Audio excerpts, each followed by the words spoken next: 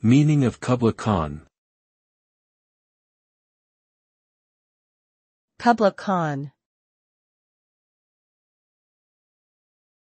Kubla Khan. Kubla Khan. Kubla Khan. Kubla Khan is a poem written by Samuel Taylor Coleridge in 1797. It is often considered one of the greatest poems of the Romantic period and is famous for its dreamlike quality and vivid imagery.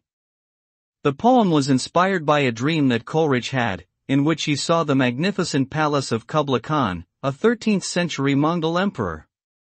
The poem explores themes of creativity, nature, and the power of the imagination. It is also notable for its use of vivid sensory details and rich language, which have made it a favorite among readers and scholars alike.